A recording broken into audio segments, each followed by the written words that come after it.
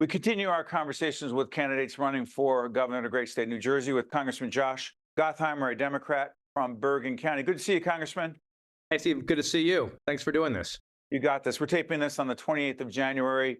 It's literally, when we're taping this, a week after President Trump has taken office. The most significant takeaway for you after this first week, because the policy implications of those executive orders are long lasting. I mean, listen, it's some week, right? I mean, it is overwhelming in terms of every direction coming at you. My biggest takeaway from a Jersey perspective is making sure we do everything we can to protect the families in Jersey, stand up for our values. And, you know, this is going to be months of dealing with this. But our number one focus has to be to make sure we take care of Jersey families. You know, I'm very focused on making life more affordable for families in Jersey. And doing everything we can to get those costs down, get taxes down, so that people can afford to stay in Jersey, live in Jersey, and of course, protect the values that make Jersey what it is, right? And why a lot of people want to be here in the first place, because of our values. If there were, in fact, a Governor Gottheimer, the number one tax policy that you would advocate would be? I put out a tax cut plan just last week, including a nearly 15% across the board property tax cut, rental rebates for families, to do everything we can to get our property taxes down, our costs down, and make life more affordable. I've also taken on to make sure that we can get some relief for our seniors, to encourage people to move to Jersey, and jobs especially to get to Jersey so we can grow our state. Steve, you know, one of the biggest problems we're facing is we keep losing people. There's about 500,000 people in the last couple of years. We're losing a lot of jobs. We got to turn that around so that we have the resources we need to be able to invest in our great state and do right by our folks. You know, Congressman, we're trying to ask every candidate for governor comparable questions, but the timing is different of these interviews. And the first half of the show, Congresswoman Mikey Sherrill was interviewed before the president took office. He had won the election, but things are changing. So that's why, as you watch these, not every question is asked of every candidate for governor. But I do want to ask you this, because of your direct involvement with the, quote, congestion pricing issue. You talked about jobs. What about jobs in New York City for people in Bergen County and other parts of northern New Jersey who have to go into New York? Explain to folks in a minute or less the issue with congestion pricing put forth by the MTA, the Metropolitan Transit Authority in New York. Well, I've been fighting the congestion tax for years because it's a tax on hardworking Jersey families, on nurses or electricians. It basically says that on top of what you got to pay to go over the GW Bridge or through the tunnels to get to work or see a family member, go to a doctor, New York now is whacking our families with another $9 a day just to go into New York South to 60th Street. They keep every nickel for themselves, but it costs an absolute fortune. And it's also leading already to more traffic in northern New Jersey, more truck traffic and car traffic, people trying to avoid the zone, backed up at the GW Bridge. That means more pollution and more traffic for our families in northern New Jersey. It's outrageous. I'm fighting it. I'm going to continue to fight it. Where? Governor, sorry for interrupting, Congressman. Where would you fight it? In the courts, in the federal government? Where? Well, it's still being fought in the courts. In fact, Governor Murphy just announced another suit, I think just yesterday, where we've got legislation in Congress where I sit. We've got bipartisan legislation to strip the MTA of their federal dollars, which is the mass transit system that this money goes to in New York City. Nothing for Jersey families here. And to fight them there. And listen, there's other ways we can obviously fight in New York. The bottom line, Steve, is on every front, New York sticks it to us. They're not cooperative neighbors. They forget that we have an economy together. They just, want to do things for what they need, despite their massive mismanagement at the MTA in New York. They're just trying to stick it to Jersey families. Congressman, let's shift gears. As I said, because we're taping these interviews with candidates for governor at different times, they're different issues. There is no other candidate for governor that we've interviewed after the raids from the federal government, ICE, the folks who are responsible for immigration policy or implementation of immigration policy. Help us understand this. First issue is you're one of the few Democrats who voted for the quote unquote Laken-Riley legislation, which would require immigration officials to detain undocumented immigrants charged with murder, theft, burglary, and a variety of other crimes. Given what you've seen from ICE officials going into all kinds of communities, including in New Jersey, grabbing folks I don't know how they know they committed a crime or not. Do you in any way regret that vote for that bill with most other Republicans? In fact, virtually all Republicans. Yeah, listen, the 45 Democrats and more who said what I believe, which is, listen, if you are a criminal and you're undocumented and you committed crime in New Jersey or in this country, you shouldn't be here. What my other big focus is, to your point, is if what President Trump has also announced is, and what he's doing in what he did in restaurants and what he said he's going to do in schools and in churches, is literally go in and raid these places and gather up innocent, undocumented people in churches and schools and in restaurants. That's unacceptable. I've said we've got to make sure we use the full force of New Jersey and what we can do to stand up to that. But Congressman, respectfully, if the federal government says through the president, through an executive order, not through Congress, we're doing this, what can a state of New Jersey do? What can local law enforcement officials do? You saw what they did in Chicago. Yeah, you saw what they did in Chicago the other day at the school. They said, you're not welcome here. You can't come in here. There's plenty we can do, and Governor Murphy has done through directives in the past to say, there's a huge difference between if you are a criminal, you're breaking into someone's house in the middle of the night while their kids are sleeping, and you're undocumented, that's one thing. Raiding and rounding up innocent people in churches and schools is another, and that's unacceptable. And there's a lot we can do. There's a lot we've got to make sure we do. And this is kind of the bigger point, Steve, right?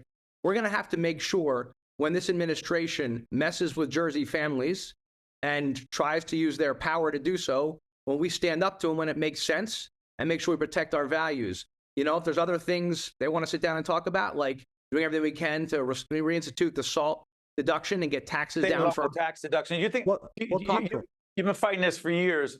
The taking Trump, the previous administration, quote, took that away, that deduction for state and local taxes. If you were a betting person, I'm not sure you are, Congressman, would you bet that will be reinstated? Well, I'm in Atlantic City. When I'm in Atlantic City, would I bet on that? Based on the conversations, I co-chair the SALT caucus.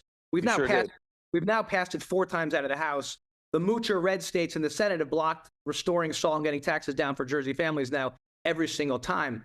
We're at a different crossroads now, Steve, because the bill from 2017 that they passed is expiring. So this issue has to get dealt with this year. I believe, based on the conversations I've had with my colleagues on the other side of the aisle, we will get more SALT back, meaning we will lower taxes for families in Jersey, middle-class families in Jersey. And so if I were betting, I would bet if there's a tax bill, expanding SALT will be part of it. Now, the key is fighting to make sure we get the most. I want it all back, of course, because I think it's double taxation, and we used to not have to pay twice. And given how generous we are to the country in New Jersey, we help a lot of states out with our tax dollars. I think it just makes sense. So we're going to fight tooth and nail, as we always do, to get it all back. But that's the negotiation we're having right now. So again, we're taping on the 28th of January, be seen later. Your view of, this is interesting, right now, as we speak, and I don't know how this is going to play out, the federal government through the Trump administration has said, we're going to freeze federal funding. And again, by the time this airs, that may have changed. How much sense does it make to you, Congressman, to say that we're going to freeze funding to states for federal programs administered by the states if we feel that those states are not in sync with the Trump policies and what people voted for in the last election, November 2024, Congressman? The whole thing's outrageous because in Congress, we make decisions, right?